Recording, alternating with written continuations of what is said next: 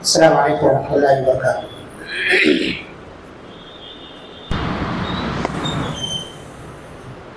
الحمد للہ رب العالمین والصلاة والسلام علی رسول الامین وعلی آلہ وصحبہ اجمعین ومن تبعهم بإحسان الی یوم الدین، اما بعد۔ عن ابی ہریرہ رضی اللہ عنہ ان النبی صلی اللہ علیہ وسلم قال لولا ان اشق على امتی لامرتهم بالسواک عند كل صلاۃ، متفق علیہ۔ حضرت ابو ہریرہ رضی اللہ عنہ سے روایت ہے، رسول اللہ صلی اللہ علیہ وسلم نے فرمایا کہ اگر میری امت پر مشقت کا اندیشہ مجھے نہ ہوتا تو میں انہیں ہر نماز کے وقت مسواک کو وجوبی طور پر حکم دیتا۔ یہ حدیث صحیح بخاری اور صحیح مسلم کی حدیث ہے۔ آج کا جو ہمارا درس ہے فطری طہارت میں، یعنی خصائل فطرت میں سے ایک فطرت مسواک کرنا بتایا گیا ہے۔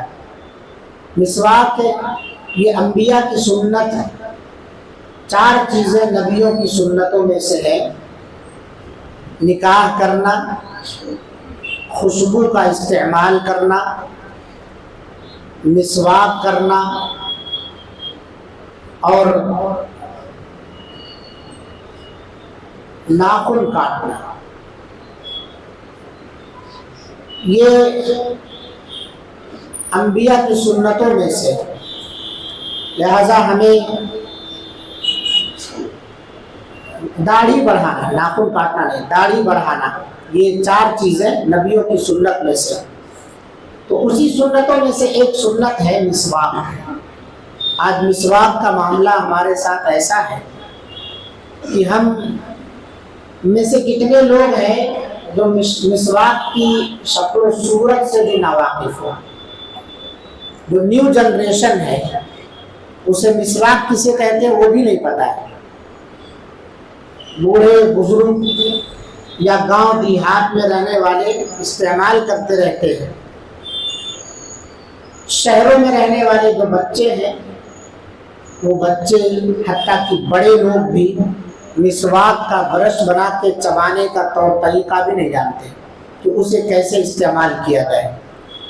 اور نبی صلی اللہ علیہ وسلم کہہ رہے ہیں کہ اگر مجھے میری امت پر مشقت کا اندیشہ نہ ہوتا کہ میری امت تکلیف میں پڑ جائے گی تو میں ہر نماز کے وقت مسواک کرنے کا انہیں وجوبی طور پر حکم دے دیتا، یعنی مسواک کرنا لازم تھا، کر دیتا ہر نماز کے وقت۔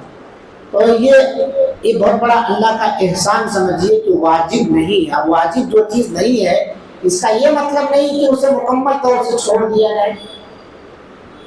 واجب ہمارے اوپر نہیں ہے، اللہ تعالیٰ نے ہمارے اوپر ایک احسان کیا کہ اپنے نبی کے ذریعے اس چیز کو ہمارے اوپر واجب اور لازم قرار نہیں دیا، تو اس سے اتنی بھی بے رخی نہ برتی جائے کہ اس کا نام اور طریقہ، اس کی شکل و صورت یا اسی طرح سے اس سے بالکل قطع تعلق کر لیا جائے۔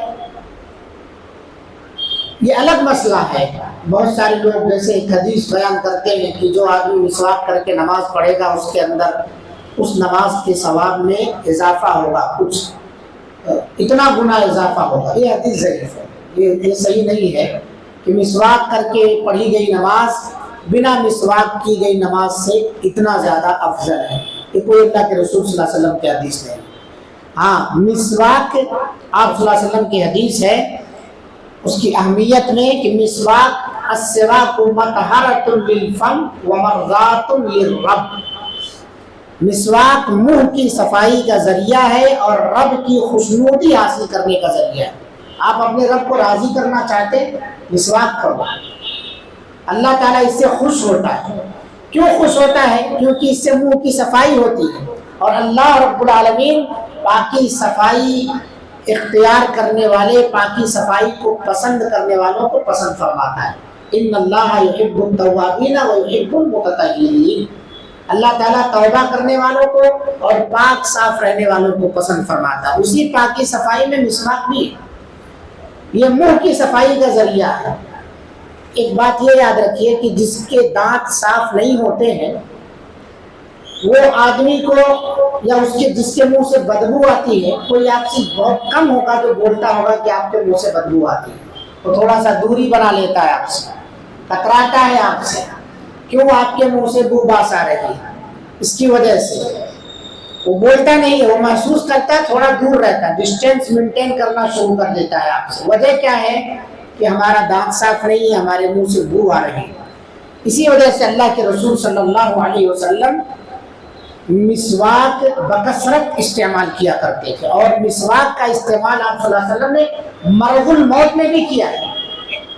مرض الموت میں عبد الرحمن بن ابی بکر نبی صلی اللہ علیہ وسلم کے سامنے مسواک لیے ہوئے کھڑے ہیں، یعنی ان کی اپنی مسواک تھی، آپ صلی اللہ علیہ وسلم نے ان کے ہاتھوں میں مسواک دیکھی تو اسے خواہش کی نگاہوں سے، آرزو اور تمنا سے دیکھنے لگے، یعنی گویا آپ کو چاہت تھی اس مسواک کی۔ حضرت عائشہ رضی اللہ عنہا تھی، بہت ذہین فتین بیوی تھی آپ صلی اللہ علیہ وسلم کی، اشارہ سمجھ گئی آپ صلی اللہ علیہ وسلم کا کہ آپ مسواک چاہ رہے ہیں، فوراً ان کے ہاتھوں سے مسواک لیا، اس کا برش بنایا، چبایا، اس کو نرم کیا، اور اللہ کے رسول صلی اللہ علیہ وسلم کے دانتوں پہ اسے رگڑا، ملا، مسواک کرایا۔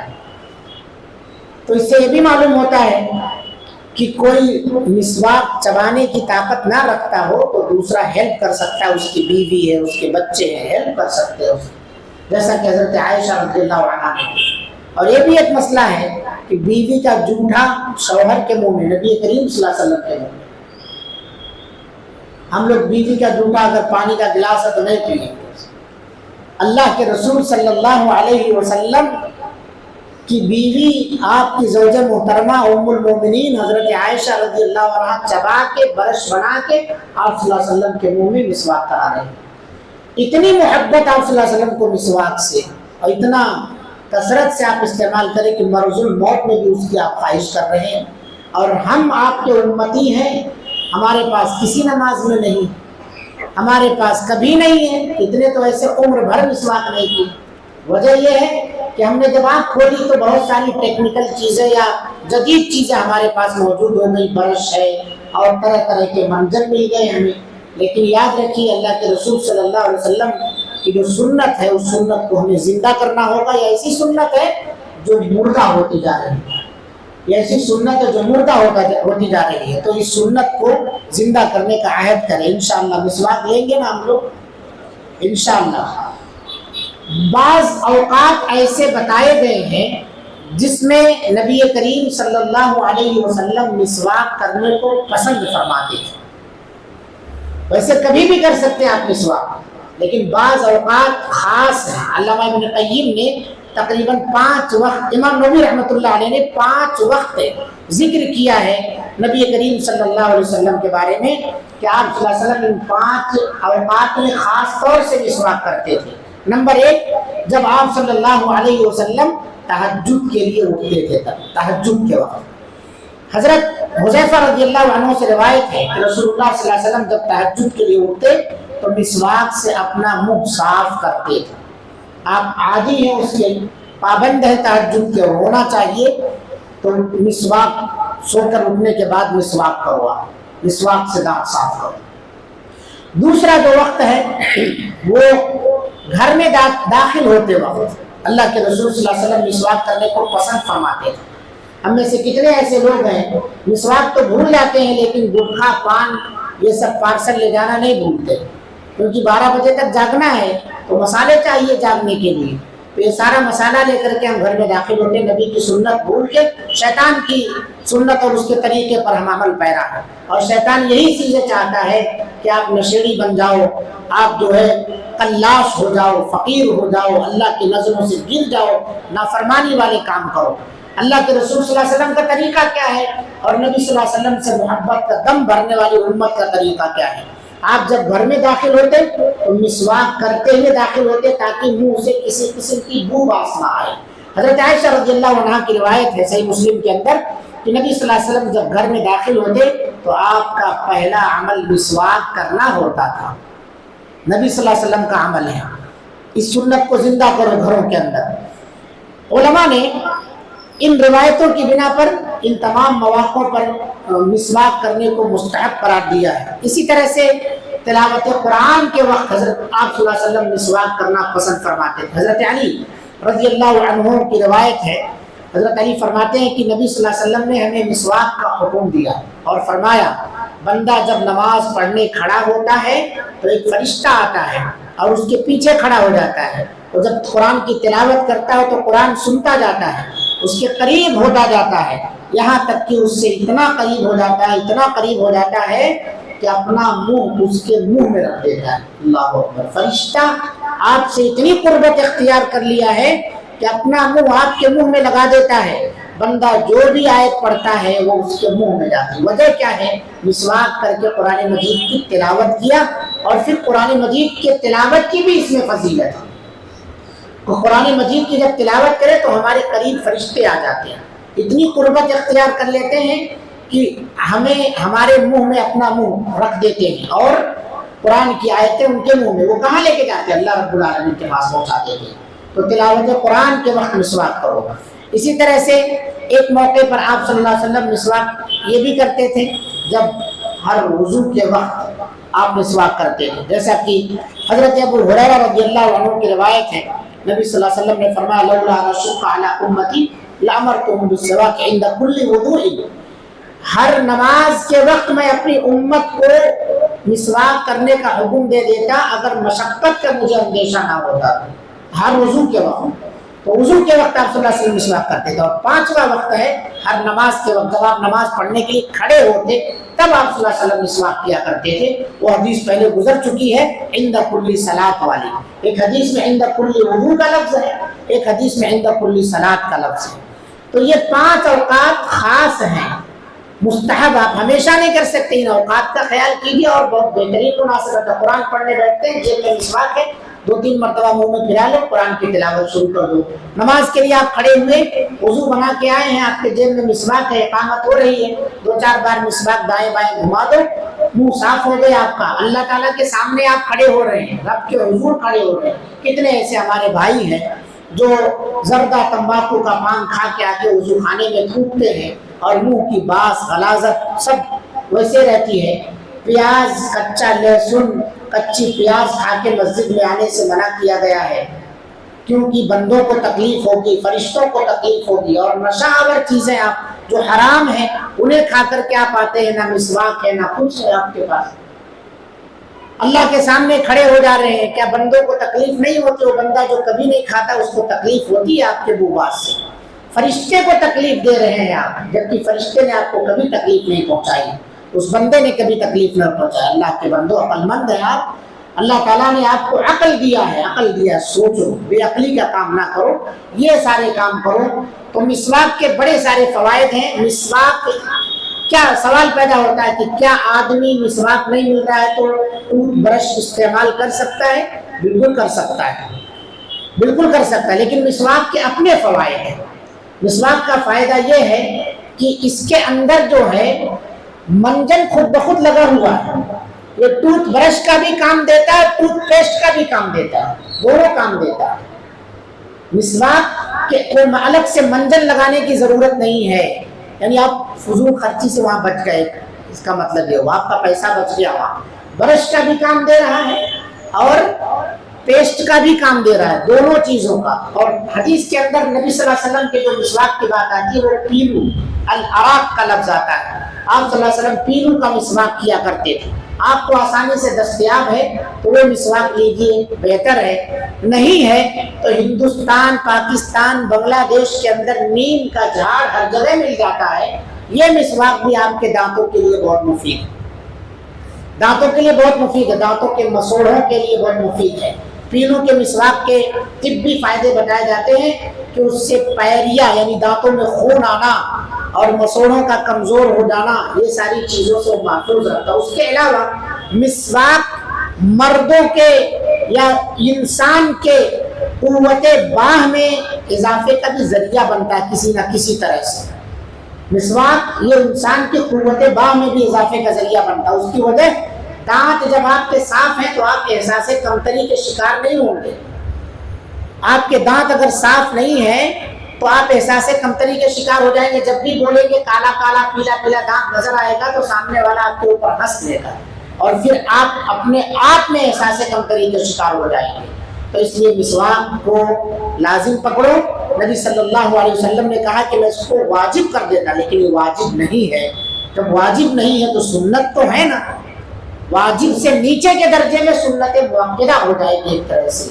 لہٰذا آپ صلی اللہ علیہ وسلم نے کرنے کا بھی حکم دیا، خود کر کے بتایا. بکثرت آپ عمل کرتے تھے، اسی کو سنت مؤکدہ کہا جاتا ہے. اس کو ترک کرنے سے گنہگار بھی ہو سکتے ہیں آپ. اس لیے مسواک خریدو، مسواک لاؤ، مسواک کرو. دو چیزیں ہمارے پاس ہمارے جیب میں ابھی ٹٹولا جائے کہ آپ کے جیب میں کیا کیا ہے تو ساری چیزیں ہمارے جیب میں ملیں گی.